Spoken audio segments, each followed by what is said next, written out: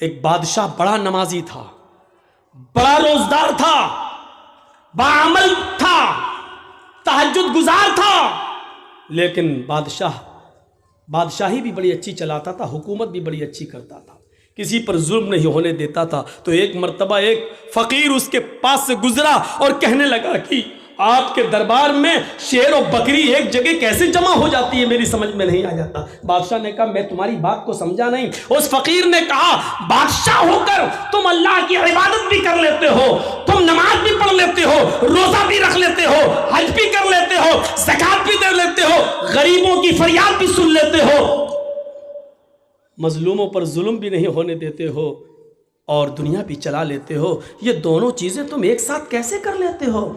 بادشاہ نے کہا دیکھنا چاہتے ہو کہ ہاں؟ کہا 2 جلاد کو بلاؤ۔ 2 جلاد آ گئے، کہا تلوار نکالو۔ جلادوں نے تلوار نکالی۔ بادشاہ نے اپنے ایک نوکر سے کہا 1 پیالہ پانی لے آؤ۔ پانی لے آئے۔ اس فقیر سے کہا پانی پکڑ۔ اس فقیر نے پانی کا پیالہ پکڑا، اور سنو، اس فقیر نے پانی کا پیالہ پکڑا، کہا جاؤ پورا شہر اس کو گھما دو، اور اس فقیر سے کہا جاؤ میرے پورے شہر میں میری عوام کو دیکھ لو کہ کیسے وہ عمل کر رہی ہے، کیا کر رہی ہے، کیا نہیں کر رہی ہے، نماز کتنا پڑھ رہی ہے، روزہ کتنا رکھ رہی ہے، ظلم کتنا کر رہی ہے۔ پانی کا پیالہ اپنے ہاتھ میں لو، جاؤ اور دیکھو۔ اور ان دونوں جلادوں سے کہا اگر اس پانی کے پیالے میں سے ایک بوند بھی چھٹک کر زمین پہ گر جائے تو اس فقیر کی گردن کاٹ دینا اور میرے پاس لے آنا۔ فقیر کہتا کم بخت، میں نے تو پوچھا تھا کہ کیسے، اس نے تو مجھے مصیبت میں ڈال دیا۔ لیکن بادشاہ کا حکم، جلاد نے کہا چل۔ اب وہ پانی کا پیالہ لے کے چل رہا ہے، دھیرے دھیرے چل رہا کہ پانی کی کہیں بوند گر نہ جائے، ایک قطرہ بھی گرا تو جلاد میری گردن اتار لیں گے۔ پورا شہر کا چکر لگانے کے بعد بادشاہ کے پاس آیا۔ بادشاہ نے پانی کا پیالہ پکڑا، رکھ دیا اور کہا اے فقیر بتا تجھے میرا شہر کیسا لگا؟ فقیر نے کہا کون سا شہر؟ بتا میری بلڈنگوں کا کیا حال تھا، میری عوام کیسی لگی؟ کہا بادشاہ سلامت، آپ نے مجھے اس لائق ہی کہاں چھوڑا تھا کہ میں آپ کی عوام دیکھ سکوں، آپ کی بلڈنگ دیکھ سکوں، آپ کے عمارتیں دیکھ سکوں، آپ کی رعایا کا معائنہ کر سکوں۔ آپ نے کہہ دیا تھا کہ اگر ایک بوند بھی گری تو تیری گردن کاٹ دیں گے۔ میری نظر تو پیالے پر تھی، شہر میں کیا ہو رہا ہے مجھے کچھ بھی نہیں معلوم۔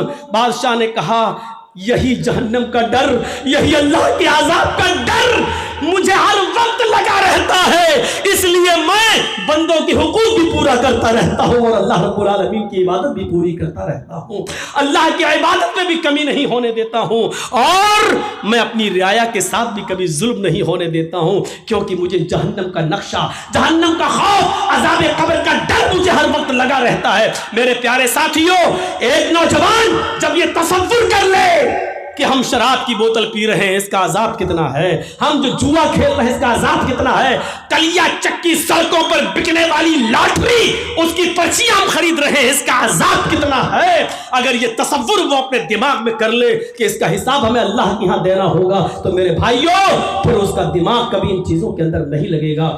آج ہم اس لیے دور ہیں ان تمام چیزوں سے کیونکہ جہنم کا خوف اور عذاب قبر کا ڈر نہیں ہے ہمیں اور ہمارے اور آپ کے اندر۔ اس لیے تصور کیجئے کہ بادشاہ نے کیا کہا تھا، پانی دیکھ رہا گر نہ جائے۔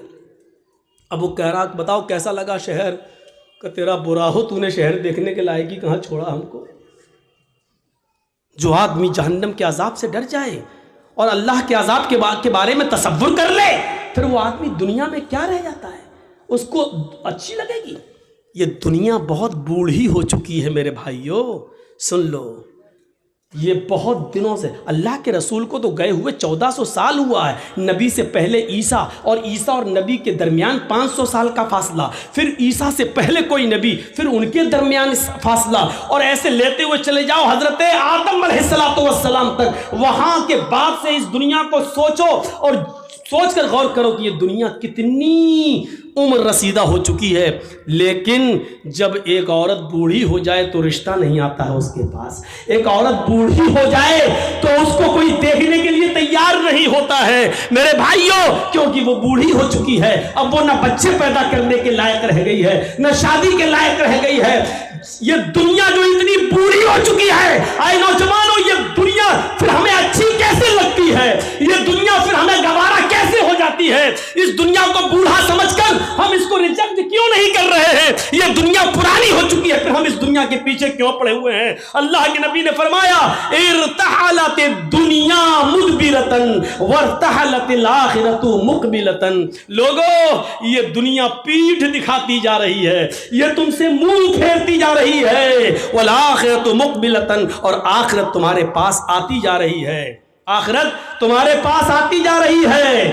یعنی آپ 40 سال کے تھے، آج 45 سال کے ہو گئے، دنیا نے تمہیں اتنی سال کے لیے پیڑ دکھا دی ہے، یعنی دنیا نے تمہیں چھوڑ دیا ہے، 45 سال تم دنیا سے دور ہو گئے ہو، والآخرۃ مقبلتن، اور آخرت قریب آ رہی ہے، یعنی تم آخرت کے اتنے قریب ہو گئے ہو، 5 سال کے بعد تم 50 سال کے ہو جاؤ گے، دنیا 50 سال تم سے دور ہو جائے گی اور آخرت تم سے اور قریب ہو جائے گی 5 سال۔ تو کیا کہا؟ ارتحلت الدنیا مدبرتن، دنیا پیٹھ دکھا رہی ہے، دنیا تمہیں پیٹھ دکھا کر پیچھے کی طرف بھاگ رہی ہے، تمہیں اکیلا چھوڑتی ہوئی جا رہی ہے، والآخرۃ مقبلتن، اور آخرت تمہارے قریب آتی جا رہی ہے، اور ان دونوں میں سے ہر ایک کی اولاد ہے، اور ان دونوں میں سے ہر ایک کی اولاد ہے، یعنی دنیا کے بھی بیٹے ہیں اور آخرت کے بھی بیٹے ہیں، دنیا کے بھی بیٹے ہیں اور آخرت کے بھی بیٹے ہیں۔ کونوا ابناء الآخرہ ولا تکونوا ابناء الدنیا، وہ لوگوں آخرت کی اولاد بنو، دنیا کی اولاد نہیں، لوگوں آخرت کے بیٹے بنو، دنیا کے بیٹے نہیں، لوگوں آخرت کی اولاد بنو، دنیا کی نہیں۔ یہ وہ دنیایں، وہ دنیا جس کا تم بیٹا بننا چاہے تو یہ باپ تمہیں چھوڑ دے گا، لیکن آخرت ایسا باپ ہے تمہارا جو تمہیں ہر حال میں لے کر رہے گا، لیکن وہاں اعمال چلیں گے، وہاں یہ نہیں دیکھا جائے گا کہ تم اوریجنل میں کس کے بیٹے تھے۔ یہی بات تو اللہ کے نبی جناب محمد رسول اللہ صلی اللہ علیہ وسلم نے کہی تھی، اے میری بیٹی فاطمہ، دنیا میں جو چاہے مجھ سے مانگ لے، دنیا میں جو چاہے مجھ سے لے لے، یا فاطمہ بنت محمد سلیلی من مالی ما شئتی انی لا اغنی عنک من اللہ شیئا، اے میری بیٹی دنیا میں جو چاہے مجھ سے لے لے، دنیا میں جو فرمائش کرنا چاہے میں پوری کر دوں گا، لیکن آخرت میں تیرے کوئی کام نہیں آؤں گا، ولا اغنی عنک من اللہ شیئا، قیامت کے دن میں تیرے کوئی کام نہیں آؤں گا۔ یہی تو ہے اللہ تبارک و تعالیٰ نے فرمایا اپنے اعمال کا ذخیرہ لے کر میرے پاس آنا، ورنہ قیامت کا دن ہوگا یوم یفر المرء من اخیہ و امہ و ابیہ و صاحبتہ و بنیہ، قیامت کا دن ہوگا یوم یفر المرء من اخیہ، انسان اپنے بھائی کو دیکھ کر بھاگے گا، و امہ و ابیہ، اپنی ماں کو دیکھ کر بھاگے گا، و ابیہ، اور اپنے باپ کو دیکھ کر بھاگے گا، و صاحبتہ و بنیہ، اپنی بیوی کو دیکھ کر بھاگے گا، اپنی اولاد کو دیکھ کر بھاگے گا۔ ایک ایک نقشہ دیکھو، دنیا میں اگر آپ کے بھائی کو کوئی بھائی مار دے تو آپ اپنے بھائی کی موت کا بدلہ لینے کے لیے اپنی جان کو داؤں پہ لگا دیتے ہو کہ کمینے تو نے میرے بھائی کا مرڈر کیسے کیا۔ قیامت کا دن ہوگا، وہاں بھائی بھائی کے لیے کچھ نہیں سوچے گا، سوچے گا یہ میرا بھائی کہیں میرے سامنے نہ آ جائے اور کہیں مجھ سے ایک دو نیکی نہ مانگ بیٹھے۔ یوم یفر المرء من اخیہ، کہیں مجھ سے میرا یہ بھائی ایک نیکی کا سوال نہ کر بیٹھے، اس لیے بھائی سے بھائی بھاگے گا۔ یوم یفر المرء من اخیہ و امہ، وہ ماں جس کی تکلیف آپ برداشت نہیں کرتے ہو، تھوڑی سی کھانستی ہے تو آپ کو نیند نہیں آتی ہے اور آپ سرکاری ہاسپٹل میں یا پرائیویٹ ہاسپٹل میں اپنی ماں کا علاج کرانے کے لیے فوراً توڑ پڑتے ہو۔ میرے بھائیو، قیامت کے دن آپ اپنی ماں کو دیکھ کر بھاگیں گے کہ مجھ سے میری ماں ایک نیکی نہ مانگ بیٹھے، وہ ابھی، اور اپنے باپ کو دیکھ کر بھاگو گے کہ مجھ سے یہ میرا باپ کہیں ایک نیکی نہ مانگ بیٹھے، ایک نیکی کہیں مجھ سے نہ مانگ بیٹھے۔ وصاحبتی وہ بنی، اور آپ کی وہ بیوی کہ ایک رات بھی جس کو آپ اپنے سے جدا کرنا گوارا نہیں سمجھتے، اور وہ بیوی جس کی طرف آپ آپ اتنا انہماک اور اتنے مشغول رہتے ہیں کہ آپ کی بیوی کو کوئی دوسرا دے کے تو آپ برداشت نہیں کرتے ہیں۔ میرے بھائیوں تصور کرو کہ یہ بیوی ہمارے سامنے ہوگی قیامت کے دن، لیکن دیکھنے کی جرات نہ ہوگی، بلکہ آدمی اپنی بیوی کو دیکھ کر بھاگے گا، کہیں مجھ سے میری بیوی ایک نیکی نہ مانگ بیٹھے۔ وہ بنی، وہ اولاد کی رات میں ہلکا سا بخار آ جائے، آپ کی نیند اڑ جاتی ہے، رات میں ڈاکٹروں کے گھروں کے دروازوں کو نوک کرتے ہو، دستک دیتے ہو۔ میرے بھائیوں، آپ بچے کی ہلکا سا فیور، اس کا ہلکا سا بخار، ہلکا سا ٹیمپریچر آپ کی راتوں کی نیند اڑا دیتا ہے۔ قیامت کے دن اپنی اولاد کو دیکھ کر بھاگو گے۔